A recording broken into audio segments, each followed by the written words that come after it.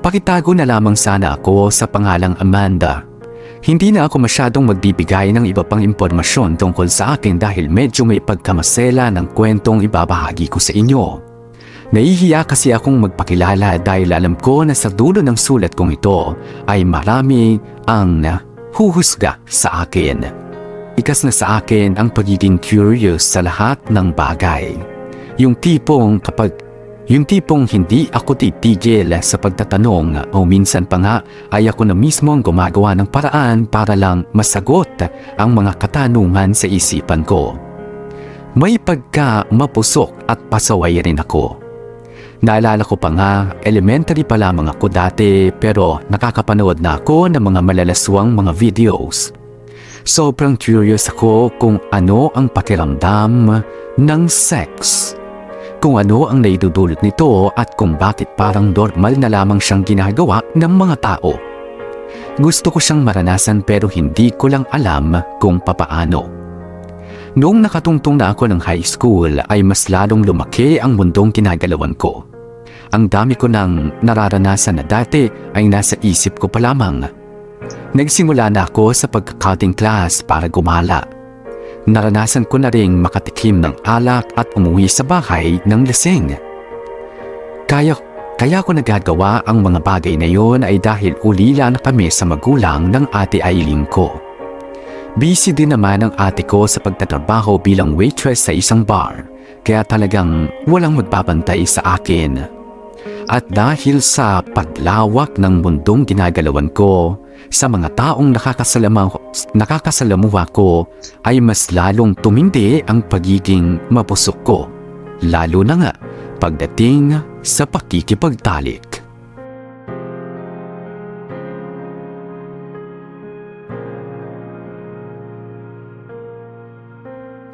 Uy, Dayan! Ang ganda naman yung kwintas mo. Sino nagbigay niyan? Kay Leo. Ayos ah! Buti pinapayagan ka ng mama mo na mag-boyfriend na. Eh di ba dati lang, galit na galit siya sa'yo nung nalaman niya nagpapaligaw ka na? Hindi naman niya kailangang malaman eh. Hindi nga niya alam na. Oh, ba't napahagik-gik ka dyan? Huwag mo sabihin hindi lang kisang ginawa niyo. Seryoso ka? Ginawa niya na? Yun? Oo naman. As in yung... Oo nga. May nangyari na sa amin ni Leo. Paano nangyari? Ay, ang hirap talaga kapag virgin pa. Anong gusto mo? Describe ko ba kung paano namin ginawa yun? Nakakaloka ka ha? Alam mo naman na siguro kung paano ginagawa yun, no? Anong feeling ng first time? Totoo ba na masakit? Grabe. Sobrang sakit. Pakiramdam mo parang hinihiwa yung buong katawan mo. Parang maluha-luha yata ako nun eh. Tapos medyo may dugo ring lumabas. Ha? Dugo? Ba't may dugo? Ganun ba talaga kasakit para duguin ka? Oo, pero hindi naman yung duduguin ka talaga ng sobra ha. Normal lang, tsaka normal lang din naman yun sa mga virgin, pero pagkatapos ng sakit, ayun na. Grabe, ang sarap. Yung sarap na uulit-ulitin mo.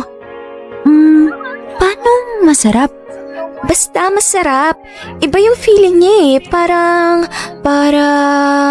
basta, hindi ko siya ma-explain. Ang mas maganda kung ikaw mismo yung makaka-experience. Tama!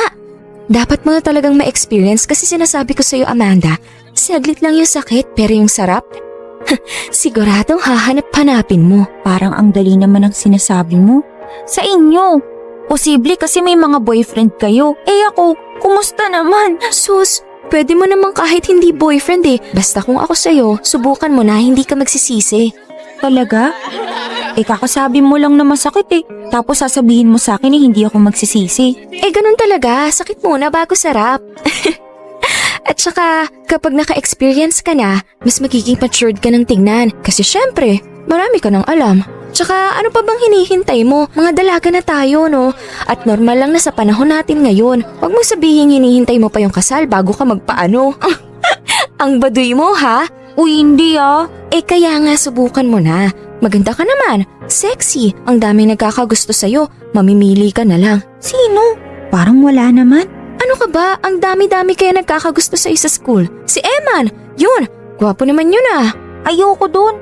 Mukhang kiss and tell eh. Madaldal. Lahat ng ginagawa nila ng jowa niya kinukwento sa barkada. Sa bagay, babae ka pa naman din. Ikaw ang madedehado sa bandang huli. Sino kaya? Si... Odi? Sino yun? Yung kinikwento ko sa'yo na cutie pie na anak ng kapitbahay namin. Yung matangkad at payat. Ah, oo, naaalala ko na siya. Yun, pwede yun. Teka, paano naman mangyayari yung plano? Ano yun, bigla ko na lang siyang hihilahin papasok sa kwarto tapos yun na? Loka-loka, ano ka, hayok na hayok? Girl, relax ka lang. Paano?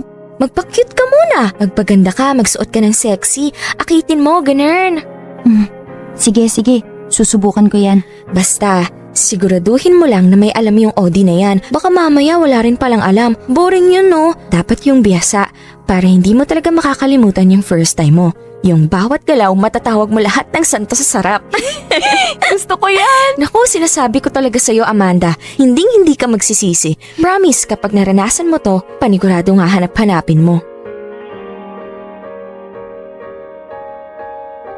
Pagkatapos ng pag-uusap namin ng kaibigan kong si Diane, ay tinignan ko ang sarili ko sa salamin. Dito ko mas nakita na dalaga na nga talaga ako.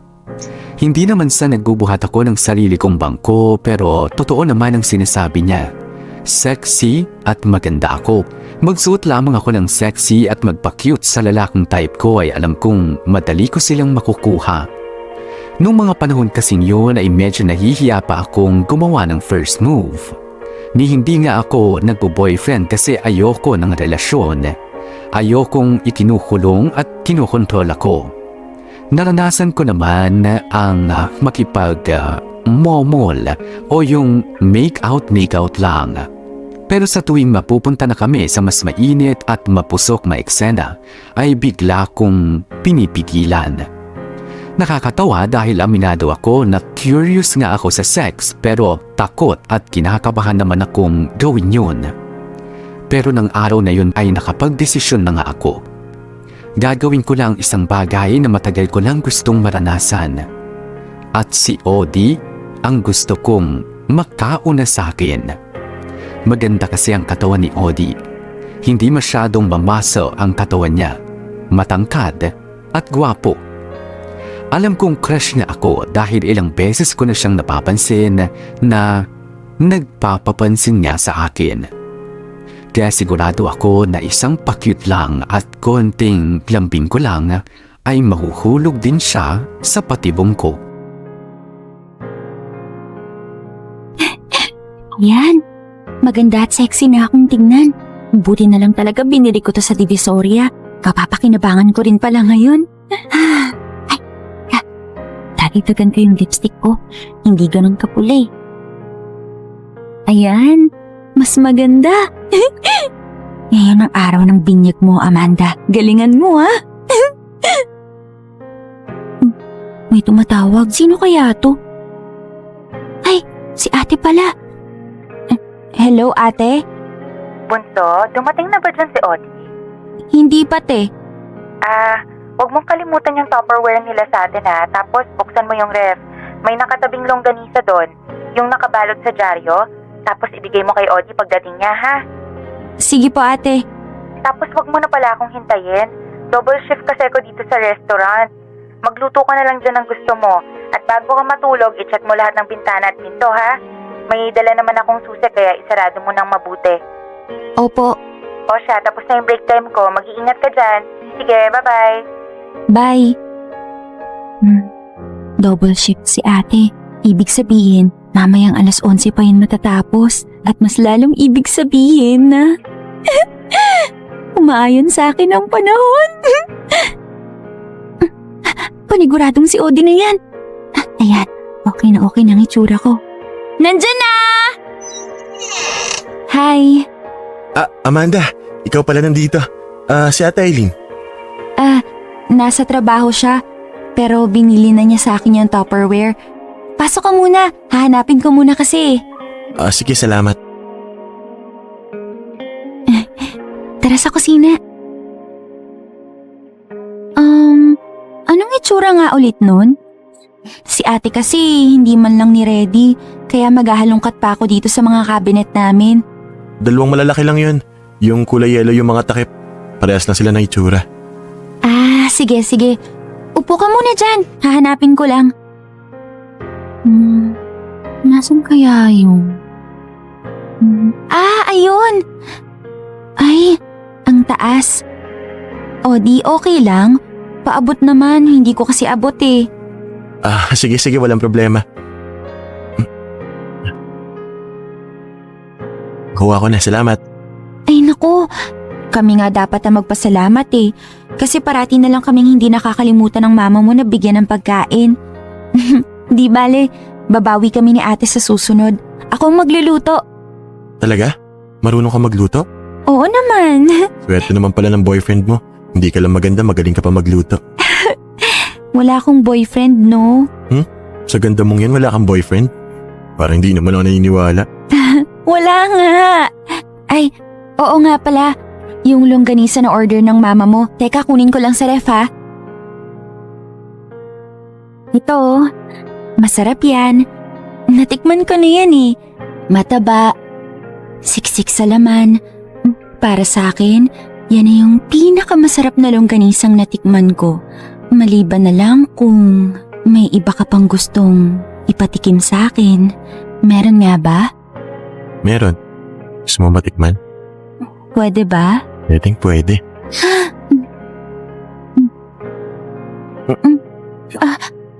Sorry, Amanda.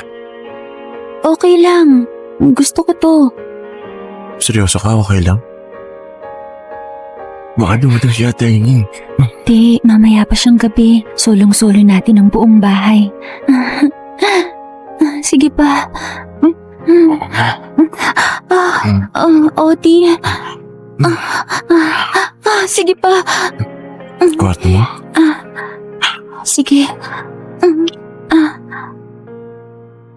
Okay ka lang? Hindi na ba masakit? Hindi na. Nawala na nga eh. Kanina pa. Bakit pumayag kang gawin natin to? Ako nakauna sa'yo. Kasi gusto ko. Tsaka ayos lang naman yun. Hindi ko naman ikamamatay na ikaw ang nakauna sa akin eh. Ang mahalaga, nakaranas na ako. Nagulat nga ako eh. First time mo pero ang dami mo nang alam na galaw. Nanonood kasi ako. Nagbabasa tapos, syempre, nakuha ko na rin yun sa kwento sa akin ng mga kaibigan ko. Ayos ba? Oo naman. Ayos na ayos. Parang bihasang-bihasa ka na sa ganitong bagay. Teka, ibig bang sabihin ito, isang beses lang ito mangyayari? Bakit? Gusto mo pa ba? Ayos lang naman sa akin. Gusto ko pa eh. Ang tanong, kaya mo pa ba? Pag mo ako minamalit, sana ito sa laban.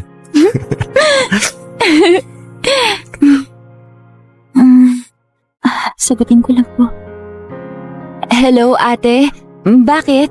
Nakuha na ba ni Audie yung mga Tupperware? Oo, nakuha na niya.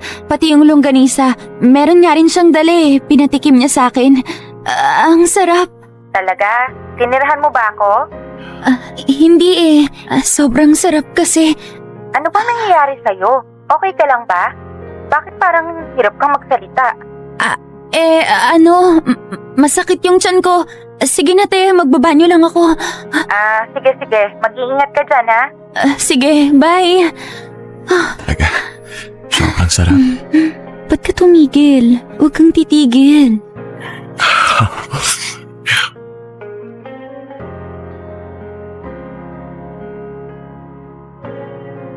Ang dami kong naging realization pagkatapos ng first time ko. Tama pala ang sinabi ng kaibigan kong si Dayan, ito yung sarap na hahanap-hanapin mo, na parang hindi sapat ang isang beses lang na gusto mong ulit-ulitin talaga. At kahit nga umalis na doon si Audie sa bahay ay ramdam na ramdam ko pa rin ang mga halik niya, yung lalim ng bawat paghinga niya, yung pagdiin ng katawan niya sa akin. Kapag ka naalala ko ang mga ungol at kung papaano niya banggitin ang pangalan ko, ay nararamdaman ko ang init sa katawan ko. Hindi na naulit ang nangyari sa amin ni Odi. Ni hindi nga rin nalaman ni ate ang ginawa kong kalokohan sa loob ng bahay namin. Umakto akong parang wala lang, pero sa loob-loob ko, gusto ko pang maulit ang karanasan kong yun. Pero sa pagkakataong ito ay parang mas gusto ko yung mas mapusok, yung mas nakaka-excite, yung iba't ibang performance ang mararanasan ko. Ayoko ng boring na lalaki sa kama. Gusto ko ay yung nasasabayan ako sa lahat ng bagay. O mas maganda kung nahihigditan pa nga yung mga ginagawa ko. Kaya dahil doon ay natuto akong makipag one night stand sa kung kani-kaninong lalaki. Manliligaw ko man o nakilala ko lamang sa isang okasyon.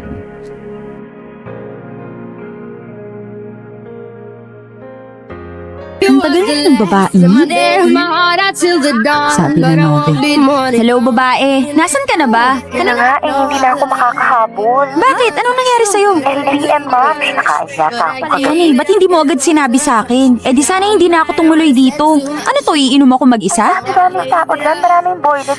Teka, ma'am, pinatawag ka naman ako ng trono. Sige na, mag-enjoy ka na dyan. Bye. Sino kaya pwede naging dito? Hi, I'm Alex by the way. And this is Francis. Hi, Hello, Amanda. mag-isa ka lang? May kasama sana. Kaso hindi na siya makakasunod. Medyo naiinip na nga ako Wala akong kasama. Naiinip? Huwag kang mag-alala. Nandito naman kami. Papasayahin ka namin. Iyon ay kung gusto mo kami makasama. Sa gwapo niyong dalawang yan, ako pa mag-iinarte. Kayo nambibiktima kayo ng mga first-timers. Di bale, kami na bahala sa'yo sa lahat. Talaga? Sa lahat? Baka naman hanggang salita lang kayo. Baka mainip ako. Dahil sinasabi ko sa inyo, mahirap akong sabayan sa lahat ng bagay. Pina-challenge mo ba kami? Bakit? Natu-challenge pa kayo? Hindi ko nakasalanan yan. Basta ako. Sinabihan ko na kayo. Sige kami dyan. Ano game? Okay, game. Cheers? Hey, cheers!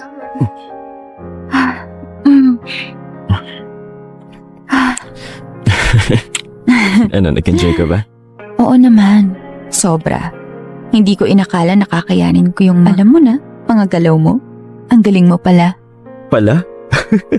Ibig mo sabihin, minaliit mo yung kakayahan ko. Hindi naman masyado. Hoy, teka. Paano naman ako? Kanina pa kayong dalawa dyan Ako naman.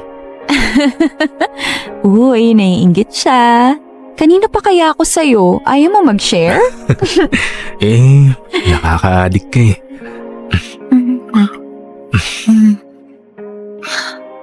Thank you, boys. Hindi ko makakalimutan lahat ng ginawa natin kagabi. Akala ko expert na ako. Hindi pa pala. Amanda? Sino? Ate ko. Ang aga naman ng bumalik. Sige na, magbihis na kayo. Teka, paano yun? Baka makita niya kami. Di diretso lang yun sa kwarto niya. Pagkalabas ko, lumabas din kayo ng mabilis para hindi kayo makita. Sige na, Amanda? Sino kayo? mga bisita ko. Mga bisita? Bakit pareha silang nakahubad? Magsilayas nga kayo dito! Layas! Ano Umalis ba ate? kayo! Tumigil ka nga! Alis! Umalis kayo! Bilis! Mga bastos! Anong kabastusan to, Amanda, ha? Talaga bang wala ka nang natitirang respeto sa akin? Talagang nagdala ka pa ng mga lalaki dito? Ano namang masama doon? Masama? Seryoso ka sa tanong mo? Ano bang nangyayari sa'yo, ha?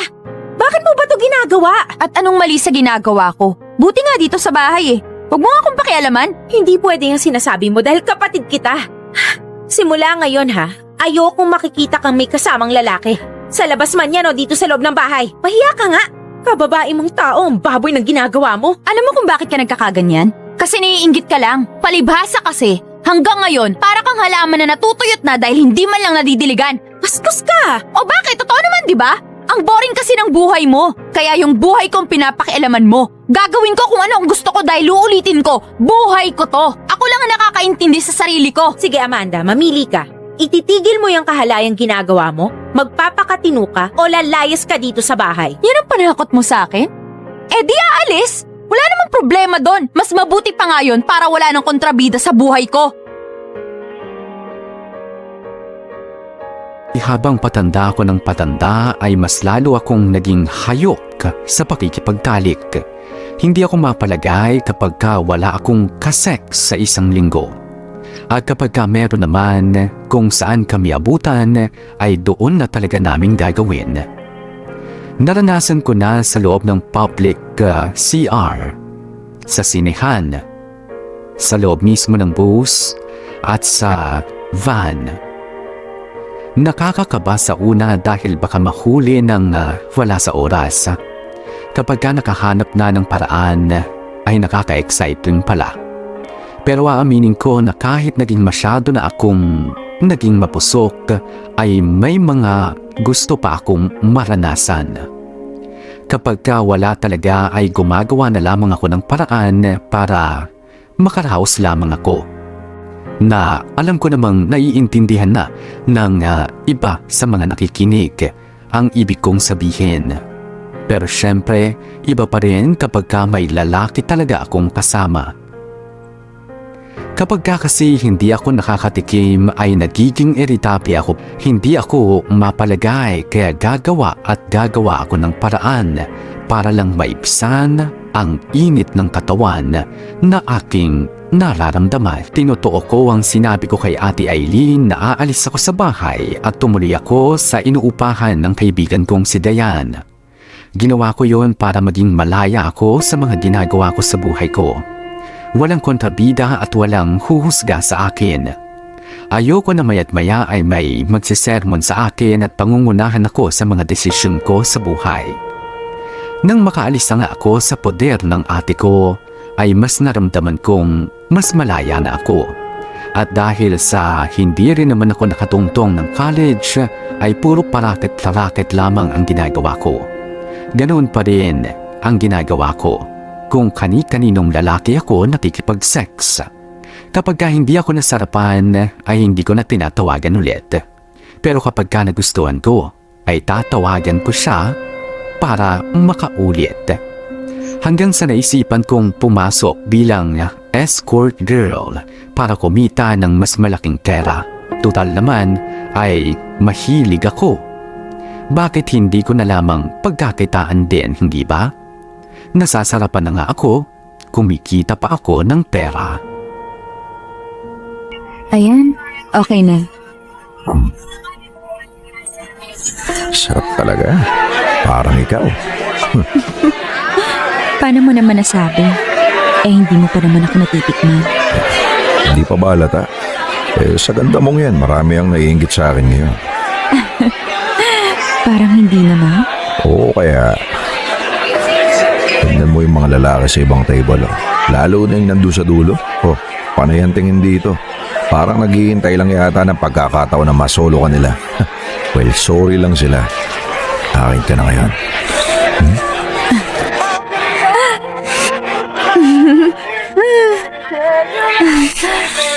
Kuya, wag po. Ang ganda mo talaga eh. Pwede ko bang pagsawaan to ngayong gabi? Depende sa kung magkano ibabayad mo. Kahit magkano. Sumama ka lang sa akin. Na, huwag mo sisisi. Ano pang hinihintay natin dito? Tara na. Tara. Ang ganda naman ng kwartong kinuha mo. Akala ko sa mga pipitsugin lang tayo mag-check-in. Siyempre gusto ko mag-enjoy tayo ngayong gabi. Nagustuhan mo ba? Sobra. Ano? Mag-umpisa na tayo? Para makarami. Okay. Ayan. Humiga ka lang sa kama at akong bahala sa'yo. Ako ang gagalaw. Ako ang magpapasarap sa'yo. Gusto mo ba to, ha?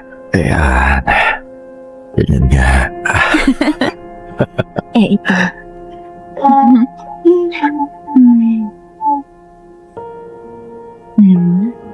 Kahit may edad ka na, ang ganda pa rin ng katawan mo.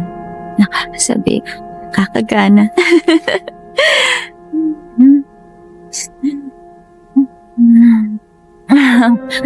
Relax, may buong gabi pa tayong dalawa. Ganda mo kasi.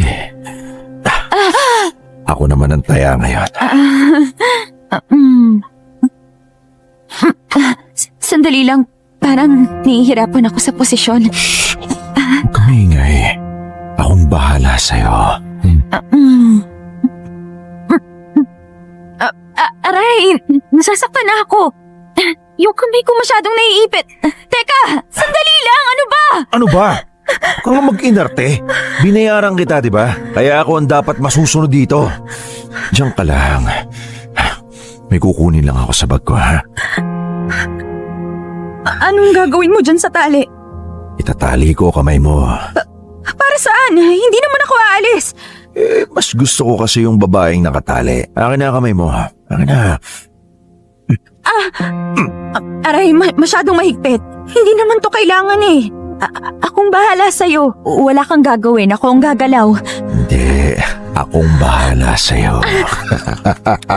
Pwede bang time out? Time out? Akala ko ba gusto mo na mag-umpisa para makarami?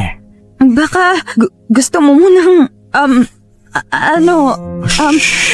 Huwag ka maingay. Sinasabi ko sa'yo, hindi mo makakalimutan ang gabing to. Aray, nasasaktan ako. Dahan-dahan naman. Sandali lang. Aray! Lumalaban ka na, ha? Alam mo bang mas gusto kong babaeng lumalaban, ha? Paligong, ha? Ha? Paligong. Aray! Yan. Ang buhok ko, biniwan mo Sige buhok pa, ko. sige pa. Nasasaktan ako, ano ba? Gusto mo ba? Ha? Ha? Tama na. Yan. Tama na. Gusto ko bang ganyan? Ha?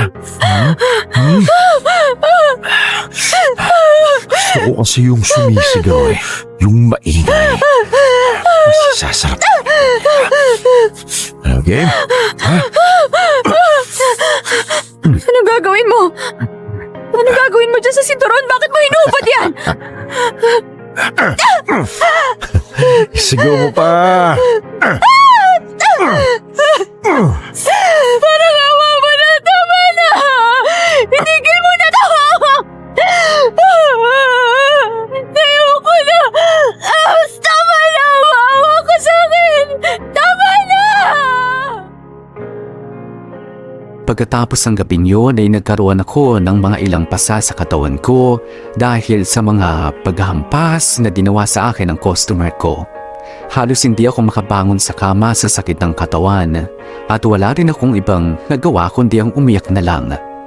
Sa unang pagkakataon ay nakaramdam ako ng matinding takot sa buhay ko. Alam kong hayok ako sa sex pero hindi ganoon ang gusto kong maranasan. Kung ano-ano kasi ang ginawa niya sa akin, iba't ibang bagay ang ginamit niya sa akin. Hampas dito, sampal doon, at sa bawat iyak at pagmamakaawa kong tama na, ay mas parang lalo siyang natutuwa. Parang nakipagtalik ako sa isang demonyo.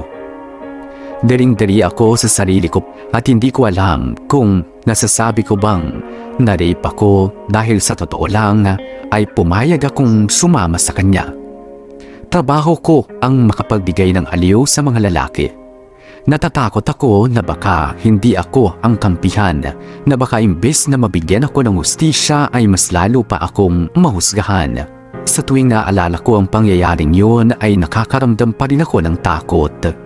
Ilang araw akong nagkulong sa kwarto at wala akong ibang kinakausap, ni hindi rin ako makakain ng maayos dahil palagi akong walang gana. Sa madaling salita ay parang biglang tumigil ang pag-ikot ng mundo ko dahil sa isang gabi na sana ay isang bangungot na nga lamang. Mams, nasan ka na? Pauwi na ako. Dumaan lang ako dito sa club at kinausap ang boss ko. O sige, mag-iingat ka. Bye. Bye. Tagal naman dumating ng G. Uwing-uwi na ako. Amanda? Uy, ikaw nga. Ay, oo nga, si Amanda. Oh. Kumusta ka na? Hindi mo na ba kami nakikilala? Alex, Francis. Nakikilala ko kayo. Okay lang naman ako. Good. Ang tagal ka rin namin hindi nakita. Busy ka ba? Tara, inom tayo. Oo nga, treat na namin. Thank you na lang. Pero kailangan ko na kasing umuwi. Ano ka ba? Masyado pang maaga oh.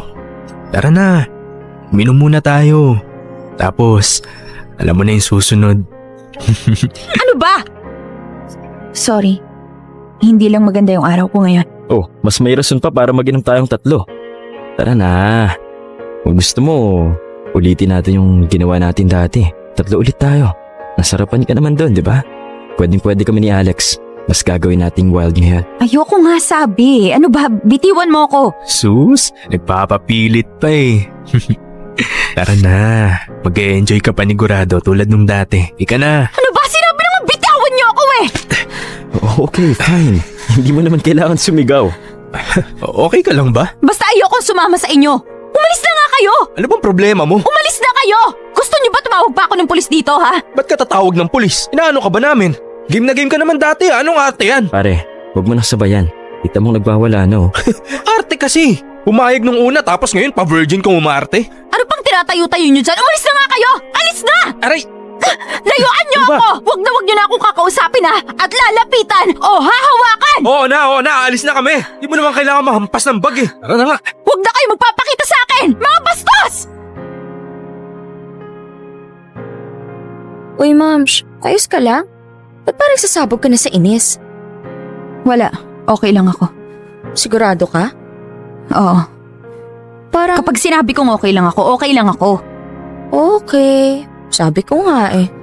Pasensya ka na. Ang dami ko lang iniisip. Mams, seryoso na ako. Nag-aalala na ako sa'yo. Ilang araw ko nang napapansin na parang wala ka sa sarili mo. Parati kang iritable. May nangyari ba sa'yo? Uy, kinakausap kita. May nangyari ba sa'yo? Sabihin mo sa akin, hindi ko na kasi maintindihan yung mga nakikita ko sa'yo eh. Parati kang nakakulong lang sa kwarto mo, walang imik. Hindi ko malaman kung wala ka lang ba talaga sa mood magsalita o may iniinda ka. Okay lang ako. Panayang sabi mo na okay ka lang pero hindi naman yun yung nakikita ko. Sabihin mo na lang Bakit? kasi. Kapag ba sinabi ko sa'yo kung ano nangyari sa akin, may magagawa ka ba? Wala, di ba? Pero mapapagaan ang loob mo. Dahil sigurado ako na hindi mababaw yung pinagdadaanan mo. Kilala kita, Amanda. Matapang kang tao, hindi kita nakikitang ganyan na parang pinagsakluban ng langit at lupa. Hindi mo ako maiintindihan. Lalo na ang babaeng katulad ko. Ni wala makakaintindi sa inyo dahil ganito lang akong babae. Walang maniniwala sa akin. Walang makikisimpatsya. Kaya mas mabuti na lang kung hayaan nyo na lang ako. Amanda! Huwag ka lalapit! Hindi ko kayo kailangan! Mas lalo ko pang inilayo ang sarili ko sa ibang tao. Takot akong malapitan o kahit man lang makawakan. Natatakot akong maulit ang nangyaring trauma sa akin. Pero alam nyo kung ang mas nagpahirap sa sitwasyon, kung ano ang mas nagpahirap sa sitwasyon ko, na kahit matinding takot at pandidiri ang naranasan ko ay hindi pa rin mawawala ang kagustuhan kong makipagtalik. Kahit ayaw ng utak ko, mismong katawan ko ang parabang naghahanap ng sex. Hinahanap ang mga bawat halik at paghawak sa akin ng lalaki. Kahit anong pagpigil ang gawin ko, minsan ay masyadong matindi talaga ang pangangailangan ko. Kaya may mga pagkakataon na hinayaan kong magpadala ako sa uhaw na nararanasan ko. Nakipagtalik ako sa kapitbahay naming alam kong matagal na akong pinagnanasaan. Kung dati ay todo enjoy ako sa nangyayari, sa mga oras na yon ay umiyak ako. Biglang bumalik sa alaala ko ang ginawa sa akin ng customer ko dati at bigla na lamang akong nagwala. Pinagsasampal ko siya habang sumisigaw ako. Naiinis ako. Matagal ko nang alam na may problema sa akin. Na hindi normal ang nararamdaman ko. Hindi normal na parang hindi ako mabubuhay kapag wala akong nakakasex sa loob ng 1 linggo. At mas lalo akong nahihirapan dahil hindi ko alam kung papaano ko maisasaayos ang sarili ko.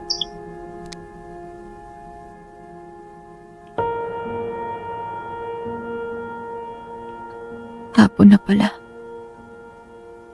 Makabangon na nga at makapag-umpisa na sa paglilinis. Okay naman po siya. Nag-a-apply naman po siya sa internet tapos... Oh Amanda, gising ka na pala. nandito ang ate Aileen mo. Anong ginagawa mo dito? Amanda, nakasalubong ko kasi si ate tapos nagkamustahan. Nabanggit ko sa kanya na magkasama tayo dito sa inuupahang apartment. Kaya ito, sinama ko na siya. Gusto ka rin daw kasi niyang makausap. Busy ako. Marami akong gagawin ngayong araw. Ano man lang yung mag-usap tayo saglit. Ilang taon tayong hindi nagkita, Amanda. Itataboy mo pa ako ngayon? May pupuntahan pa pala po ako. Sige pa, mauna na ako. Bye. Ano bang nangyari sa'yo?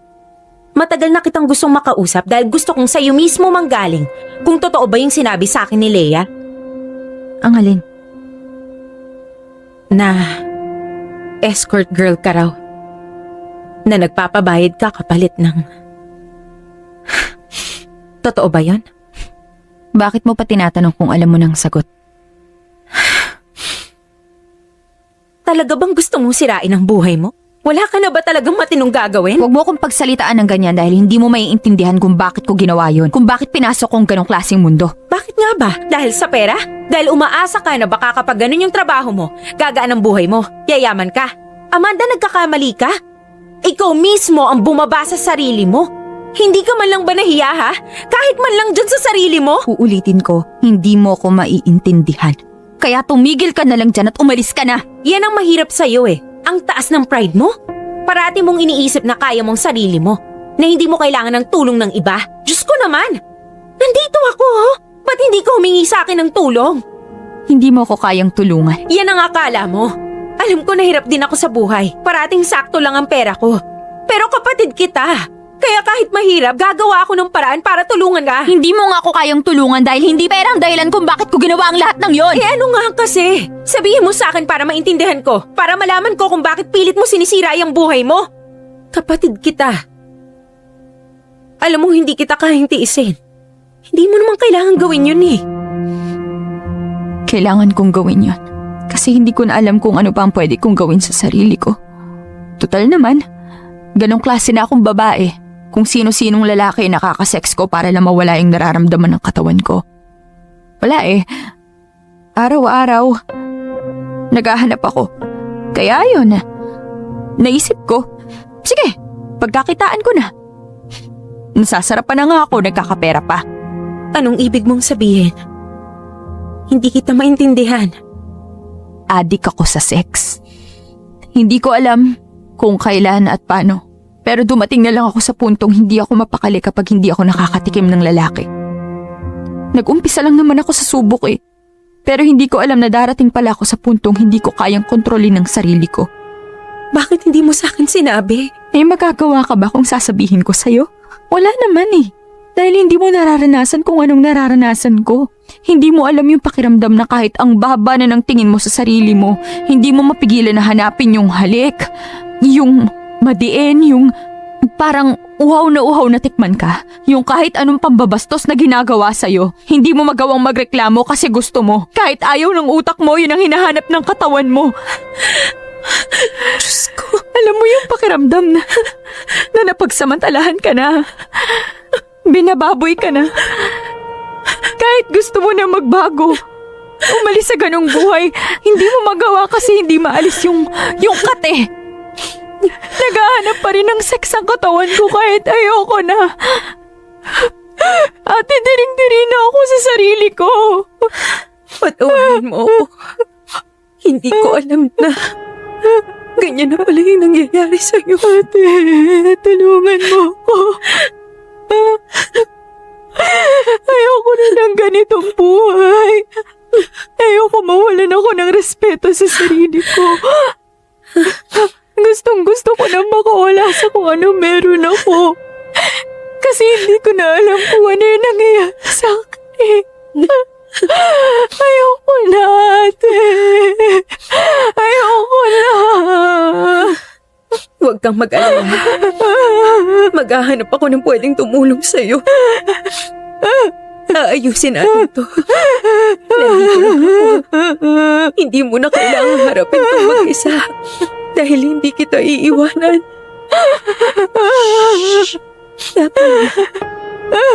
Tama. Hanggang ngayon ay hindi pa rin ako nakakapagpatingin sa sitwasyon na meron ako. Marami ang nagsasabi na magpatingin na raw ako sa isang psychiatrist pero ang problema ay wala naman akong pera para kumonsulta. Nagpapasalamat na lamang ako dahil nandyan ang ate Aileen ko para tulungan ako na makapag-ipon. Araw-araw isang malaking pagsubok sa akin na pigilan ang sarili ko na huwag maramdaman ang pangangailangan ng katawan ko. Pero habang hindi pa ako nakakahanap ng tulong ay ginagawa ko ang lahat para maging okay. Nagdoble kayod ako sa pagtatrabaho. Ipinasok ako ni Ate Aileen sa pinapasukan niya para makapaghanap buhay na rin ako. At maliban doon ay nag-online selling na rin ako ng mga damit. Ginawa kong busy ang sarili ko para hindi ko maisip ang pakikipag-sex. Gusto ko nang gumaling. Gusto ko nang maging maayos ang buhay ko. Gusto ko nang maging normal na tao ulit. Alam kong magiging mahirap pero gagawin ko ang lahat. Huwag lamang akong bumalik sa dati kong kinahihiligan.